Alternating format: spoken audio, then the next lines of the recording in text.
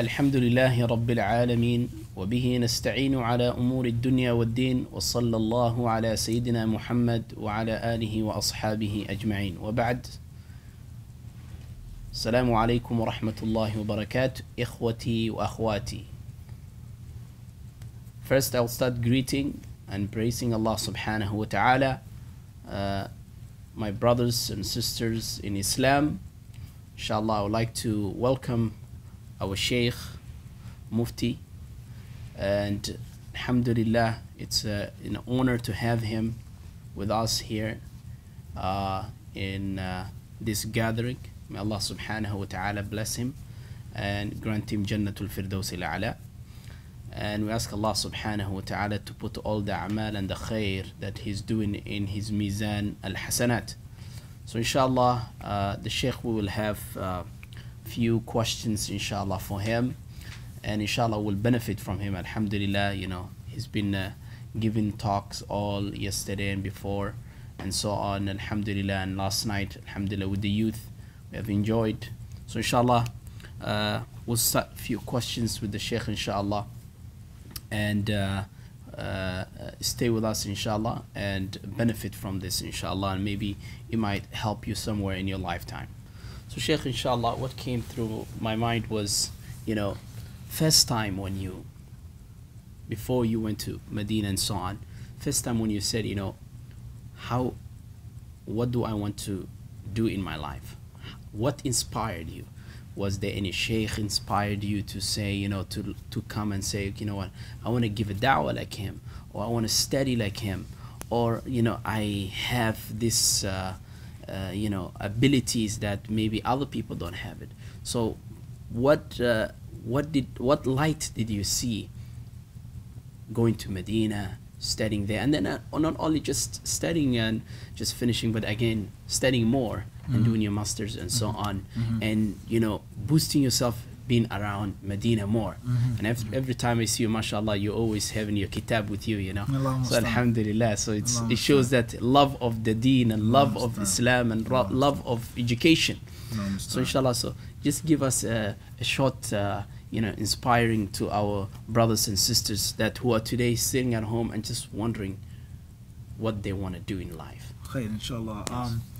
Bismillah, alhamdulillah, wa salatu wa salam ala rasulillahi, amma ba'd, assalamu alaikum wa rahmatullahi wa barakatuh.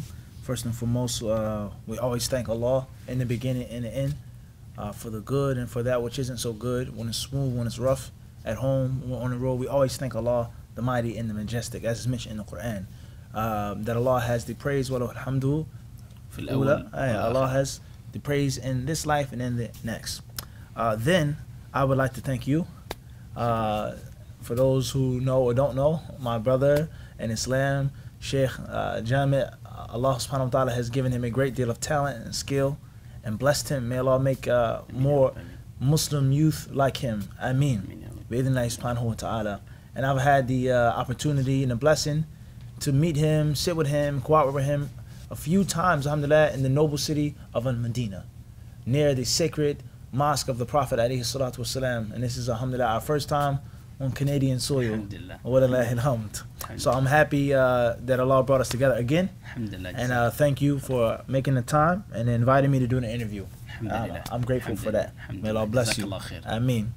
As far as the question, then I would say there were direct influences and indirect influences. There was direct inspiration and motivation, people or things that directly motivated me to study, to be religious, to go overseas, to go to Medina, to go to Yemen, etc. And then there were things that were indirect. So I would say, let's start off with the indirect things. Obviously, you know, I was raised in a Muslim home, Muslim household. My mother and father, they accepted Islam, let's say late 60s, early 70s. Me and my 3 sisters, I'm the youngest of the children. We were born, raised Muslim, we had Muslim names. So we always came up in a Muslim household. We always knew what Arabic was, even though we didn't know, but we knew what it looked like. And even to this day, my mother's house is a banner, a big banner that said La ilaha illallah Muhammad Rasulullah in Arabic and in English. And I could say from a young age, I always loved how Arabic looked. The calligraphy was like nice. It was fancy. It was nice. So we always knew, you know, the kalima of Tawheed, the Fatiha, Al-Ikhlas. I used to go to Islamic school when I was younger for a few years. And I would say one of the most important indirect influences was my father's Hajj. He made Hajj, but I think maybe like a month before I was born. My mother was pregnant with me. And I think that, you know, she had the opportunity to go, but because of the pregnancy, she chose not to go. And my father, he went and made Hajj. And when he came back, he brought back several things. From that, what he brought back was his own personal pictures. And he also brought back a book called the Holy Pilgrimage, a big book. Perhaps one day I'll show you, inshallah, and show the viewers. And it was full of high quality color photos from Saudi. Mina, the Jamarat, nothing like how it is now. The old Jamarat, the roads, camels, people shaving their heads in the streets, police officers, big walkie-talkies, and also this son is very vivid. Sheikh Jamit was the pictures of the calligraphers that wrote on the curtain of the Kaaba. MashaAllah. And I remember reading at a young age how they actually used gold in the thread. Subhanallah. So at this time, I was very young. I was just a normal, you know, Muslim kid. I wasn't super religious. There was no hadith disciple, none of this. But I always just was like amazed at it. I was always amazed at it. And this was years before I even thought about traveling. But perhaps that was like the indirect or the subconscious like influence. MashaAllah. Then we had tapes in the house of Abdul Basit, MashaAllah. of Husri. MashaAllah. And some of those tapes were like said, like the original recordings of the recitation of Quran in Egypt. And I always would listen to them, even though I didn't understand it, I didn't memorize it, but it was like, whoa. Yeah. Okay. It's amazing. No doubt. So that's with regards to the indirect influence. My father, he knew Arabic, he studied Arabic, and it was just books in the house. I remember it was 40 hadith in Arabic, Kitab al-Tawheed in Arabic back then. So I just always had an acquaintance with Arabic, even though I wasn't interested in it yet. But I just knew what it was. My mother, my father, alhamdulillah, I would say they're very intellectual people. Smart. My mother was a bookworm. My father was a bookworm. And that was, I'll say, the DNA of what I was going to become later on. MashaAllah. As far as the direct influences or things that inspired me, then there were many brothers that I used to look up to in the community. First and foremost, my father, my mother, but it was brothers at the masjid where I'm from that I would always look up to. They would talk, they would speak, and I always just love the concept of the khutbah. The khatib. The imam would walk in, he'd have somebody with security, walk through the crowd, he carrying a book, a vest, a turban, a kufi, and I always just was fascinated with it as a young age, always was. But one day, I was in the house, and I was looking through some of the archives of my father's possessions. He wasn't there at the time. There were books, there were cards, and I came across, you know, some scattered index cards. And I just started looking through them and sifting through them. And it wasn't in a book, it wasn't a printed book, but it was handwriting. Like, you know, sloppy, like jotted down notes. So I started reading it and looking at it. Arabic, this translation, what is this? So I asked my mother, I said, like, you know, what is this? Whose stuff is this? She said, that was your father's. That's what he wrote. That's what type of scholar he was. It's like, wow. And she says, it's like, you know, that's how he used to do it. And something just fell in my heart from that day. Wallahi. Alhamdulillah for this. Something just fell into my heart. And I just became fascinated with it. So I went down to 52nd Street. I went down to 40th Street. In West Philly, University City, that's where they have a lot of Islamic stores. So you have an older brother from Bangladesh. He has a store, he has oils, he has izars, he has kufis, big, gigantic miswax. Yeah. And they have the translation and the transliteration, the Roman translation of the Quran in Latin. Okay, so I went down and I bought one, learning the short surahs. I started memorizing short surahs. So on and so forth. Then the desire for Arabic came. So I looked for a teacher, and I you know. How old were you at this time? This age of enlightenment, quote unquote, was between 15 and 16. MashaAllah. Between 15 and 16. MashaAllah. Okay, so I looked for a teacher, and I mentioned this story before, many interviews. And some of the older brothers, they had promised me to teach me, but for one reason or another, they didn't teach me. Perhaps, subhanAllah, Sheikh, and I said this in another interview, perhaps it was a wisdom of that older brother Hudayfa from Masjid Mujahideen. Perhaps it was from his wisdom not to teach me, to make me more frustrated, more angry, and more hungry. Maybe he saw in me the ability, said, let him starve. So I became upset and I became mad, honestly, and I started teaching myself. I said, you know what? You're not going to teach me? All right, I'll do it myself. So I went down there, I bought the books, I started learning how to connect the letters, write the letters, and I started learning, So teaching you didn't myself. go to Duxi for No. writing, or No. any mu'allim that who would, like, you know, help you how to The only write thing the that we letter? had memorized from the Quran at a young age was in Roman transliteration, was in school from the parents. That was it. So in that area there was no like Quran Duxis or like madrasa? I wouldn't say so, where- no. Where, you know, When I was inside- younger, we went to Sister Clara Muhammad on Sir. 47th and Walusin. That's like, you know, the Mantua down bottom section of Philly, between West Philly and North Philly. And I only went there for a few years. My sisters were older. I can't remember no formal Arabic Quran class. Nothing like the Somali communities, Duxi, Mu'allim, Hafiz. No way. If you memorized Juz Amma back then, you were like the top. Ibn Taymiyyah. Okay? So, So we never had that formal training like that. So I took the initiative after Allah's tawfiq to start teaching myself. So now things are changing. I'm about 16 years old, going on 17 years old. I'm in high school. I started how's high school with, you know, you thinking to go, you know, studies and so on, and you know high school how it is in the high West school. here. My 9th grade year, I didn't wear a thobe. Every day was, you know, polo and guess. Yeah. Yeah, I'm not saying it's showing off or bragging, but it's a reality. Sir. You had to be sharp, you know. Sir. You had a polo shirt. Sir. You had the fly Guess jeans on. You had Timbs, Yeah. Pumas, whatever you was wearing. Shape up, you know. Sir. And I wasn't like, you know, a real cool guy or a ladies guy. I was just mind my business. Sir. But I was making money. I was Sir. cutting hair. I had my own independent job. So I dressed nice. MashaAllah. So in school, when I was becoming religious, I didn't have no thobe or nothing like that. Sir. So people look at you, where you from, you look different. And subhanAllah, even if you're like normal, the Muslim always has a different type of akhlaq. Sir.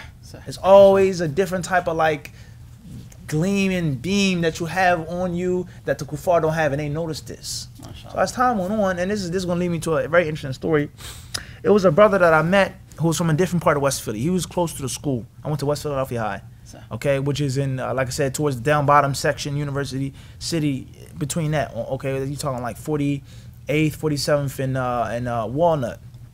So this brother, he was from up the block. His name, I'm not going to mention his name. Okay. He was a Muslim by birth, but he was, as we would say, he was wild. Sir. He was real wild. Sir. Okay, he was smart, he was handsome, he dressed fly, but he was wild. His older brother was wild, but he was wilder than him. Sir. So he was in the streets. MashaAllah. He was in the streets. Yeah. And everybody, they knew him, but he was young, but he was in the streets. And he would see me from a distance. Sir. I didn't go to middle So school with him. Canadians, they don't understand what do you mean streets. They mean like Streets, it's like, meaning he it's was, and alhamdulillah, I didn't mention the brother's name. He was Like- shooting people, if not shot Alright. people. All right, so the, He was the selling system, drugs. The other system. Yeah, he was, you know, multiple girls. Yeah. So He was in the streets, living the street Alright. life, the urban street life. And he was Muslim. So he would see me from a distance, and I could always feel him looking at me, but he didn't know who I was. So he walked up to me one day. So he's like, "You Muslim?" It's like, "Yeah." It's like, "Assalamu alaikum, what's your name?" I said, "I'm Muhammad." He said, "Oh, really? I'm such and such. You know, alhamdulillah, where you from? What part of Philly?" So on and so forth. So he knew that I wasn't involved in no crazy stuff, but he said, you know, I had a little style, whatever. And I generally stayed to myself. But he knew that I was like, you know, you say a thorough type person. I wasn't like, you know, some type of corny type person in high school. So I saw that he admired me. So as time went on, I was seeing him with the girls. He had his squad. You could see, it was clear. Sir. But he would walk up to me and say, "Listen, man, you remind me of somebody." I said, "Who?" He said, "You remind me of somebody, man. You look just like him. You act just like him. You studious. You tall. You skinny. You look just like somebody that I know." I said, "Who?" He said, "He's from Egypt." I said, "Yeah." He said, "His name is Muhammad Nubi." I said, "Okay, cool." He says, "Man, this guy is so smart, man. He know Arabic. He know Quran stories. You should meet him. You're very similar." So I said, "Cool, no problem." So time went on, and like I said, I started getting more religious in high school. I started wearing a kameez. It wasn't no thobe. It was a Pakistani kameez. Sir. The winter kufis with the ball on top. Yeah. And you have your Timbs and that, you know, Alhamdulillah. whatever. MashaAllah. Your jacket, Woolrich jacket, whatever on top when it's cold. So as time went on, I started getting more religious, but I didn't know too much about Saudi Sir. or Medina or nothing like that, you know. Sir. And I started going to a masjid Jami' Sir. or Jami'ah, and I started studying with a teacher from the Ivory Coast named Sheikh Sadiq.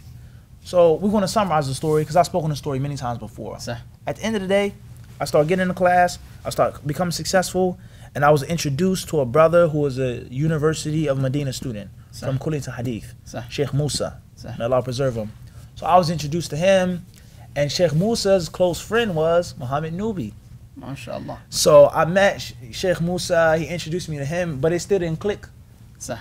that he was the one that the brother from high school was talking about that was in the streets. So I went back to school, whatever, and one day we ran into Muhammad Nubi. So he's like, Muhammad Nubi, this is his move. I was like, he's like, we met already, we know each other. He's like, oh man. So I said, this what you was talking about? And he's like, yeah, man. So everything was good since then. So I started wearing my thobe, Saudi thobe. You know, I learned going about to school. Oh yeah. Yeah. So what did the teachers think of you? I mean, when you had did first of all, you had a dress code. The dress code was white and khaki or navy blue and khaki. So I had a white duffel thobe with the khaki, the argyle socks. You know, or I had a. So that time there was uniforms for that school. Yeah. Schools. So I wore a thobe. That was my uniform, but the same colors. So some people, they try to like stop it, but I was like, it's the same colors. Oh. What you gonna say? This is before 9/11. Oh, okay. So when I used to wear the thobe, and I'm just be honest, you know, people used to walk up to me, especially girls. They would always ask you, "What you wearing? What's that called? Or who irons your clothes for you?" It's a true story, Aki. It was one time, you know, she like a lady tried to walk up to me, like touch me, like grab me, like whoa, whoa, whoa, slow down. She like, let me see what you got on underwear. I'm like, oh, relax. So the point I'm trying to get to is that it's trials and tribulations in high school. As a Muslim, and if you try to stand up for your deen and represent Islam, Allah is going to keep you safe. And sometimes the kuffar, instead of looking at you in a derogatory sense or making troubles, they're just interested. They want to know. They don't know any better. They're ignorant. So they see you doing something, they see you positive, you got a smile on your face, you're handsome, you clean, you smell good. They're like, what's up with this? Yes. So I just mind my business and I kept studying, and eventually I graduated high school.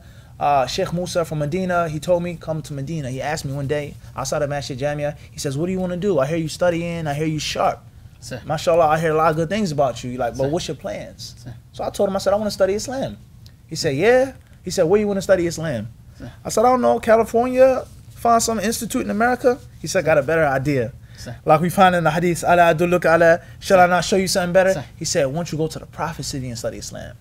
I said, the Prophet city? Like, he said, yeah. I said, yeah, just what I got to do? What do I got to pay? What do I got to sign up? He said, it's for free. Oh, alhamdulillah. It's the second, I'm like, whoa, I'm dizzy now. He said, the only thing you got to do is finish high school, get your degree, you come with me and I'm going to take you to the school. From the moment Sheikh Musa said those words, that's the only thing that was important in my life. I was going to Medina. So at this time, I was pretty good in Arabic. So you were serious about high school? You just went to get your papers to go and get out of there. I didn't walk down the aisle. I told them to give me my degree. The women, the girls, the fitna, the trouble. That brother, you know, later on he got shot up. Oh, yeah, he got shot up really bad. He survived, but he got shot up, and that changed his life, man. And I just knew that wasn't for me. I'm stay away from that whole situation. But so we talking about 17 towards 18 now. I was memorizing the Quran. I could write Arabic. I could read Arabic. I used to listen to the tapes of, you know, Bin Baz, Sheikh Mukbil in high school. Some of the Saudi books. I remember I had a book from my house. It was my father's from Iraq, from Iraq. It was Iraqi. So your dad was alive at that time? Yeah, he was alive at that time. So everybody started seeing the change. Is he still alive? No, he passed away. Yeah. Allah subhanahu wa ta'ala grant him he passed away. And put nur in his qabr, inshallah. Cancer about, let's say, 3.5 years ago. So what happened was, the Arabic was fluent, everything was fluent. I would start memorizing juz after juz after juz, and it was just Medina. So I graduated, I got my degree, and I went to Medina. So the first time when you arrived in your American style, first time when you arrived in Medina, I was so excited, but I mean, we went and made Umrah first. It was me and an older brother named Sheikh Yusuf, and also Sheikh Qasim. So we made Umrah, and it was amazing. It was like surreal. It was like I didn't believe I was in front of the Kaaba. Oh, subhanallah. And it took like 2-3 days, man, to like set in like you're here. And I remember they came in with a janazah, and it had the green curtain over it. They rushed it in, and I just started breaking down crying. It just hit me like where I actually was. And I bought a couple of books. I was reading them. Sheikh Uthaymeen's Kitab al-Ilm, his Fatawa, Durus from Mecca. And then we went to Medina. That's where Sheikh Musa was and the rest of the brothers. When I got to Medina, I'm going to be real with you. I'm not going to fake it. When I got to Medina, it was so hot. It was at nighttime. I couldn't breathe. Subhanallah. I started basically choking and gasping for air. It was at nighttime. So I didn't regret going to Medina, but I was like, what did I get myself into, man? I can't even breathe. So eventually we was driving and we went to the apartment. It was a brother's apartment there, brother Jamal. So you didn't know اللغة العربية to actually have any connection with like the people. Wallahi, I mean, they picked us up and we just took us there. We knew Fusha, but Amir was totally different. Oh yeah, totally different. But you know, I could hold a full conversation in Fusha. So we went to the apartment, and I just remember that first night, man. We dropped our bags off. It was in brother Jamal's apartment. May Allah reward him well. And in the refrigerator, he had some Zamzam water mixed with honey. MashaAllah. It was cold, and he said, drink some of this. Does it make you feel better? MashaAllah. And then everything after that, alhamdulillah, as we say, it was curtains. SubhanAllah. So first time when you arrived in the class, who was your first teacher? And what did you look at? Like, when I first got there in 2002, this was before I was in the university. And it's another important part of the story, is that I wasn't taking no for an answer. I wasn't in the school. I was just going there, and I had no point in going back. So I was just there on my own money, my own freelance. So I visited some of the classes in the Ma'had, for those who didn't know Arabic. But I remember the first time I was in the Prophet's Masjid, the first sheikh that I saw was Sheikh Abdul Muhsin al-Abbad from a distance. And I remember my mentor, my best friend, my teacher, Sheikh Musa, he put his hand on my shoulders and he says, Unzur. He says, see him right there? He says, that's the scholar of all of Medina. He says, has Sheikh al-Mashayikh. He taught all of the ulama of Medina. And in the first class that I sat in was Sheikh Ali Nasr al-Faqihi. It was Aqid al-Wasitiyah and Tafsir Sa'di or Sa'di. Then after that, I started going to the other classes, the other halaqat and hilaq, meeting more mashayikh, meeting more brothers. And I would visit the school, the language program, just for a short period of time when my visa was good. And that's another part of the story, because I stayed. So you didn't have, actually, you didn't apply through the university? No. Not yet, you just went for an Umrah trip. And I went for Umrah with the intention of staying however long it takes. But the Umrah trip usually is in a month, so how did you get away with it? The Umrah trip was, the visa back then was for 2 months. Oh, before was 2 months? Yeah. Oh, now they changed to a month. Yeah, then, and I ended up staying for about like 8 months.